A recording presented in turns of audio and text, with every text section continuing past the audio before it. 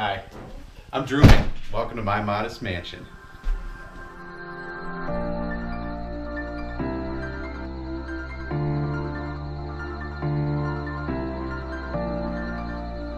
Slowly but surely we're getting the garage unpacked, getting things put away. We're like just throwing it on a shelf. So now those are a mess. But I want to fix the lighting situation in here because you can tell it's not good. It's not great. And I'm getting rather sick of needing a flashlight to look through my toolbox. So I'm going to be fire taping the joints on the ceiling, get them all sealed up, and probably do the corners, and that way we can get some new lights and start putting lights up. Should be fun.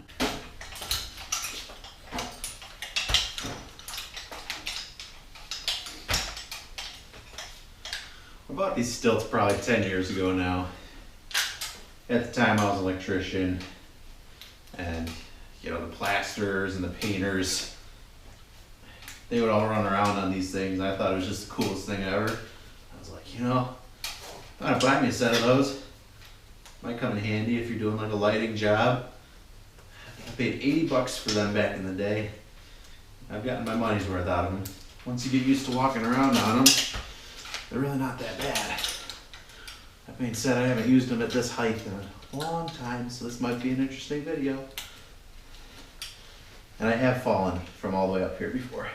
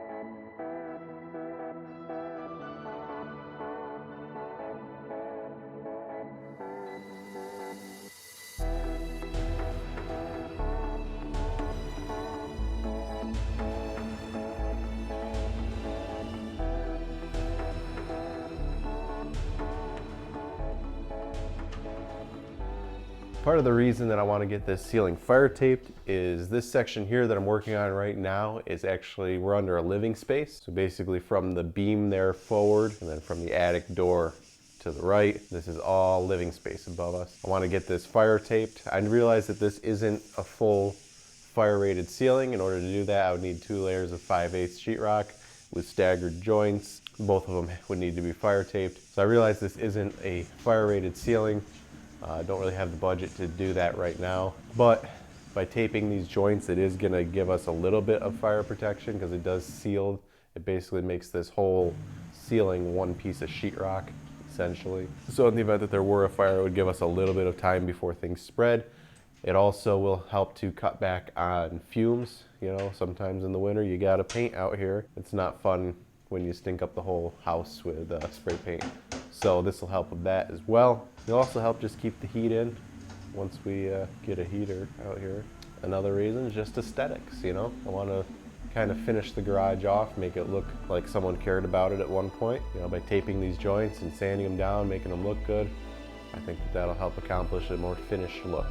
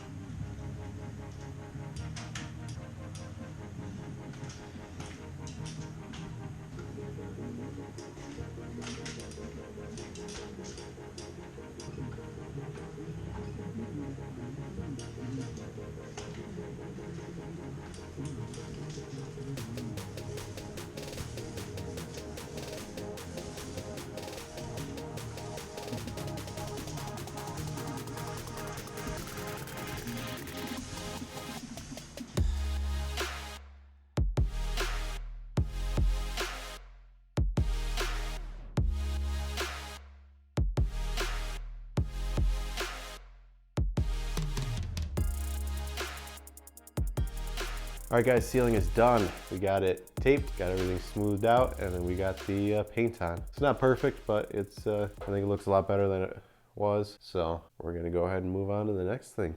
Garage is a mess, but we're working on it. Kind of slowly been working on this project out here.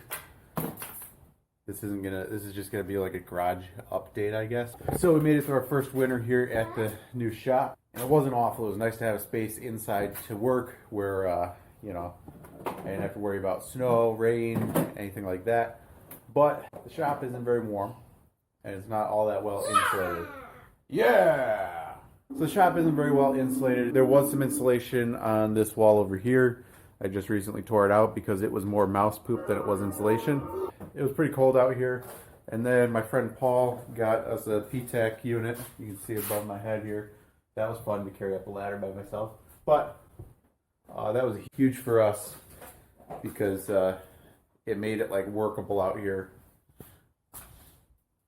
Don't put chalk in your mouth. However, like I said, this place isn't very well insulated, so it's not very efficient to run a big electric heater like that in a space like this that's all like open and stuff like that. So one of the things I want to do here this summer is re-insulate a lot of the exterior walls, get vapor barrier up, get some sheetrock up, and get everything mudded so that this space will be more well sealed. Hopefully it'll stay a little bit warmer in here and it won't cost us as much to heat. I don't know if I'm going to keep the P-TAC unit for heat.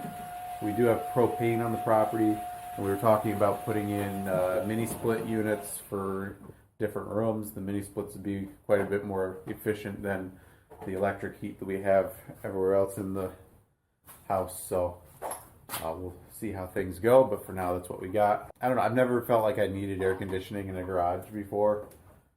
You know, I kind of like working with the doors open, getting the fresh air, a breeze. That's why I didn't cut a hole in the wall yet for the P-TAC unit. So anyways, so when they built this house, they built it pretty efficient for the times. It was built in the 80s. They used this foam sheathing all around the house. I think it's 2-inch foam. And then in structural areas, they used plywood and then put like 1/2-inch foam or whatever on the outside to make it the same. What do you need help with? You want the lid back on? There you go. What do you say? So pretty much the whole house is sheathed in foam. I know you like this song, but it's probably copyrighted. However, there are some issues with how they did this. They didn't tape any of the seams on this foam board. So I'm trying to do my best to air seal it kind of from the inside without having to, you know, do too much work. So I'm using 3M foil tape, all the joint areas, just to seal it up as best I can. And then we're using some spray foam in some other areas. I'm using rock wool. I'm not like an insulation expert, but I know for a fact that the mice love fiberglass. I don't have much experience with the rock wool, but I'm hoping that maybe it has a little bit more resistance to mice and critters. So that's why we're using it.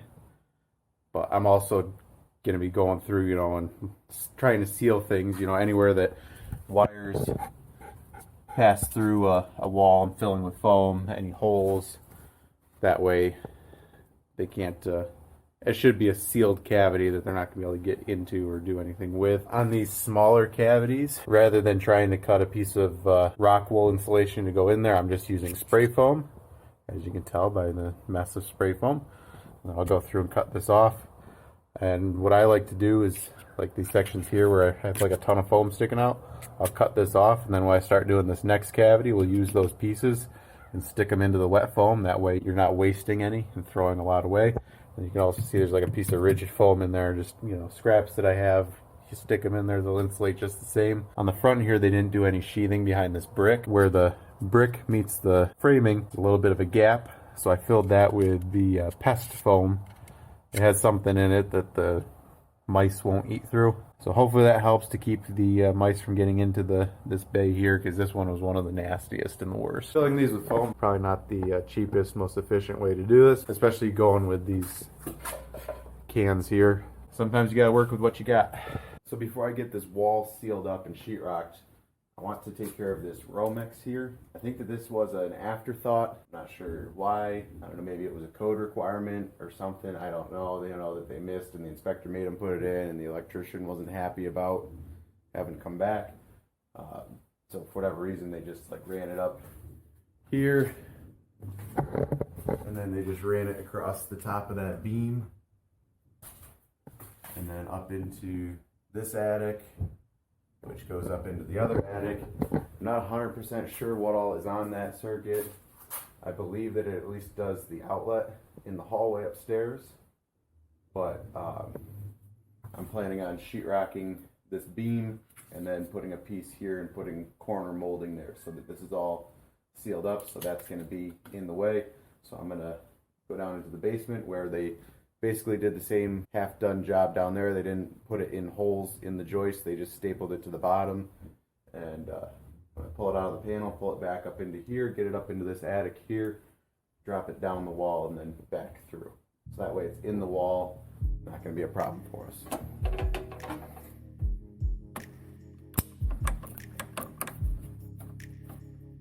Do you want to come help me pull this wire out?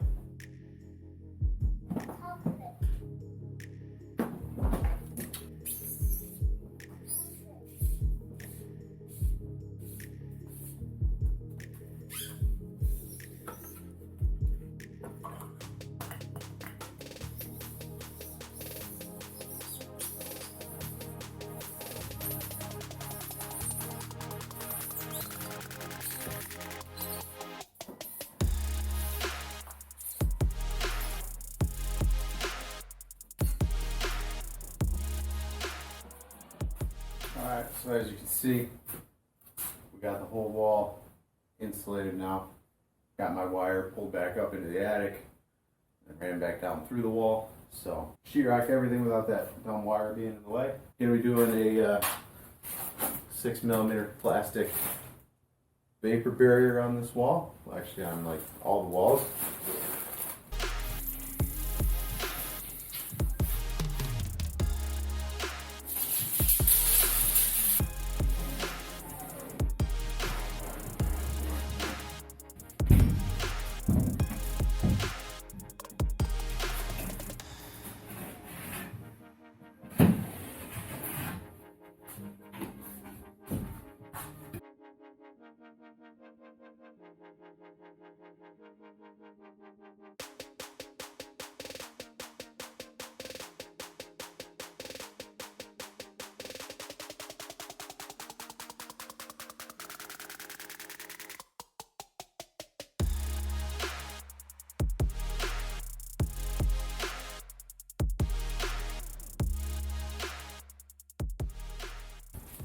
All right, the wall is insulated, vapor barrier's up, and the sheetrock is now up. I'm definitely no sheetrocker, but I've actually hung a lot of sheetrock way back in the day. I'd say a lot, but I have hung a fair amount of sheetrock. It's been a very long time. You could probably tell watching me cut the sheetrock that it's been a long time. But a few tips from a not so pro. I absolutely hate taping, mudding, plastering. Humans weren't meant to do that. So when you're hanging your sheetrock, you can see I went with the, I got the extra long ones, the 10 footers. That way I could go from floor to ceiling. There's no joints in the middle. The butt seams are way harder to feather in and make look nice. So you get yourself a full, 10-foot piece of sheetrock. Eliminate those altogether. The edges of the sheetrock have this taper in them. Highly recommend using it so you can see that both of my cut edges are on the ends where there's going to be an inside corner or an outside corner. This makes it a lot easier to get a nice smooth joint. With your screws, you want them like just below the surface. You don't want to go too deep. And if you do sink one too deep, take it right out and try again, because if you don't, you'll end up with it pushing through the mud after you get done. That's just no good. The seams here, I wait until I have both sheets up before I start putting these screws in, because if you don't, a lot of times it'll blow out the side of the sheetrock. And again, nice and tight. You know, I've done sheetrock with other people, and they like to cut the sheetrock small so it fits the first time, you know. Oh, I'll take a quarter off that measurement, you know, drop it a ½ inch, and we'll just, you know, fudge it. I would rather spend 20 minutes taking a piece of sheetrock up and down and getting it like perfect than spending days trying to fill in, you know, a ½ inch gap with mud. Because when you do that, every time you put another coat of mud over it, it just shrinks and cracks, and it just takes forever. So you see I got really nice tight joints everywhere. If you have a hole like in the center here, let's say you had something hanging on the wall and you want to fill it in, what I usually do is try to push all the paper back inside the hole, and then I'll take something with kind of a rounded end like a screwdriver and just press it into there, and it'll kind of taper the edge all around that hole, and that'll make it so you can fill it much easier. Because if it's kind of sticking out like that, you're gonna have to build your mud up and then kind of feather it in, and then you'll start sanding it, and a little piece of paper will come through and it'll just screw everything up. So I like to use the paper tape. I've never had much good luck with the fiberglass stuff. I just don't really like it. Just prefer the paper tape. It's always done me good, done me right. I also use the pre-mixed bucket of mud. They're not that expensive. You can get a 5-gallon bucket for like 16 bucks, or at least you used to be able to get it for that before COVID. I don't know what it is now, but if it's anything like Romex or plywood, it's probably gone way up. But I've never seemed to be able to mix mud to the right consistency consistently. So pre-mixed bucket seems to do all right. They're better if you can mix them. They seem to have some like chunks in them, and if you mix them, that'll help out a lot. Yeah. It's gonna be nice, tell you what. All right, I'm gonna get to taping these seams.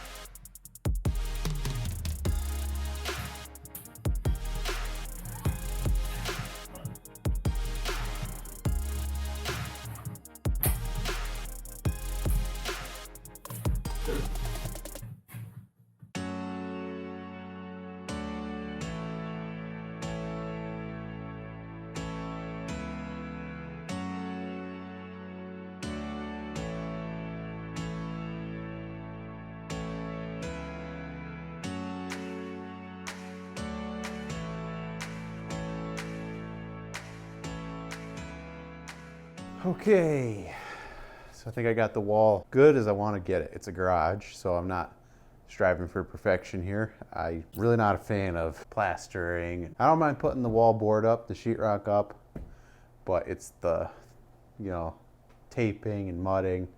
It's just way too tedious and time consuming. I mean, I had the sheetrock up and a first coat of mud on in an afternoon, and I've been at this now a week. Like I could still put more mud on, you know. I don't do it enough to be good at it, so it's just it's good enough for out here in the garage. If it were like inside, I'd probably take a little more care, but it'll work just fine. We're gonna be painting it with this Scuff-X paint by Benjamin Moore.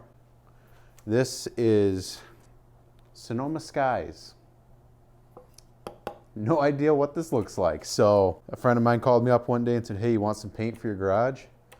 I said, sure, how much? He goes, 7 gallons. I go, no, I mean like price. He goes, you can have it. So I ended up with 7 gallons. I got 4 gallons of Sonoma Skies, and then like a couple other gallons of different colors. So I would imagine this is some sort of baby blue, but I have no idea. It looks like we got some yellow, some blue, and some green in it. Yeah, I don't know. But this was mixed back in 2019, so it's been sitting for a little bit. We're gonna stir it up and start to throw it on. And hopefully it's not completely hideous. I imagine it's some sort of, I already said that, it's some sort of light blue. But here we go. The big paint reveal for all of us. Good news is if it is some sort of blue and I don't like it, I can just green screen it out of the videos and it can be whatever color I want it to be.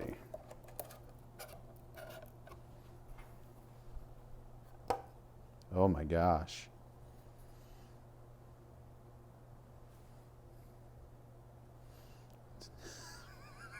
It's gonna be like an Easter egg out here. No, she's chunky. It's free. Paint is expensive. Just keep telling yourself that. This is gonna take me a minute to mix this up, so you guys don't need to watch all of this. I guess it's not that bad. It's very tropical. I kind of feel like I'm at the beach. I think I can deal with it.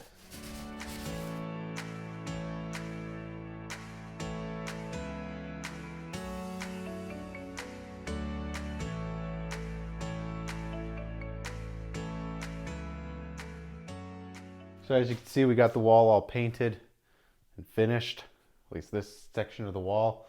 We'll probably do this whole thing in sections, but turned out pretty decent. Went ahead and put this shelf up here. You can tell I painted this as well. Another one of my free paints. This one we painted Palatial Skies. And I think it really complements the Sonoma skies. It reminds me of Easter morning. It's very pastel. Wouldn't have been my first choice if I was buying the paint, but you know, free paint's free paint.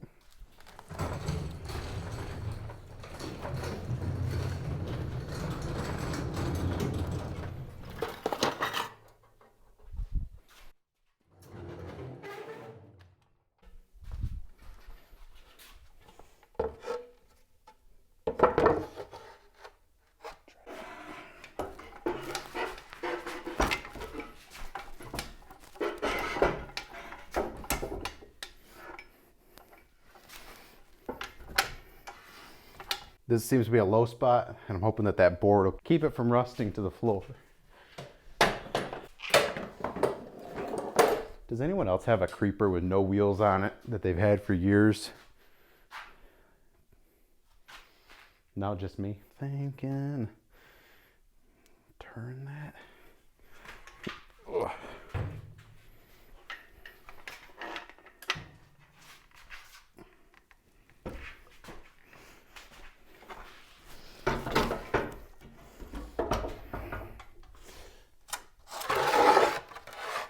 Fun fact about this drill press, this used to be my grandfather's, and he actually used to have it set up as a lathe.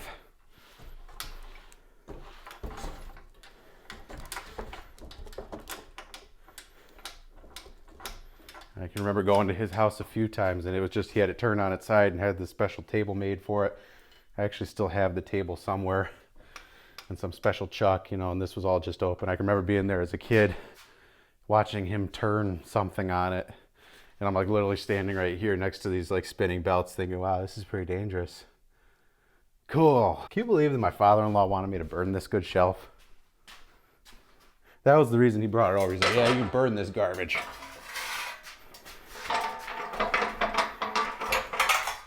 And I was like, that's a nice shelf.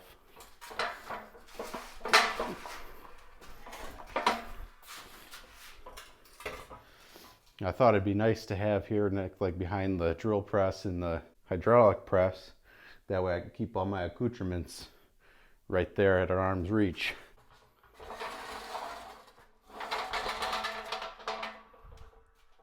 See, now that's gonna be perfect. Everything right there. It is gonna be hard to keep the Palatial Skies clean though. See, I don't know if it'll be in this video or not, but we're gonna keep working our way around the garage. I wanna re-insulate up top here above the door and sheetrock this whole wall. I got to get that wall taped and sanded, painted. This other wall here behind you, we'll get that insulated, sheetrock, taped, painted. I don't know if I'll have enough Sonoma skies to cover it all. We might have to do an accent wall in Palatial Skies. All right guys, so as you can see behind me here, I ended up doing the rest of the wall, getting it taped, sanded, and painted. At least this wall, I still have not gotten to that wall or that wall or that wall. But I didn't film anything because it was kind of, you saw me do it over there, same thing over here. No one likes doing that kind of work, so you don't want to watch it. So it just saved you guys a little bit of your life. I did do things a little bit differently with this wall here. I did not sheetrock it, so it had some gaps, and like I talked about on that wall, it seemed to take forever for the joint compound to dry. So on this wall here, what I did was I used this stuff here that's been sitting around for probably 5 years now. This is Easy Sand 45. Any of you that have used this know that that's a lie. But anyways, this is different from regular joint compound. I'm not 100% sure the magic that they put into this, but I believe it's got some sort of Portland in it, as opposed to regular joint compound, which has to dry and the water has to evaporate out of it in order for it to get hard and, you know, be able to sand it. This stuff here is more like a cement where it cures rather than drying. And just like the label here says, Easy Sand 45, you're ready to start easy sanding in 45 minutes. There's a couple advantages to using this. If you have, you know, deep joints, this stuff here will not shrink, as opposed to regular joint compound where you're gonna have to keep filling it because it keeps shrinking. And it's gonna be hard in 45 minutes. So what I did on this wall, because like I've said a few times, this stuff is not easy to sand. Like I said, I'm pretty sure there's some Portland in it, so it's more like concrete than it is joint compound. Go easy on it so you don't have to sand. So I used this stuff for my first layer of mud to put the tape on the walls, you know, fill all the joints. I went through and filled all my screw holes with it for the first, you know, round. I was able to do this wall in 2 coats. So a layer of this and then a layer of regular joint compound. And it's like really not perfect at all. Like I'm just standing here and I can see one of my tape seams.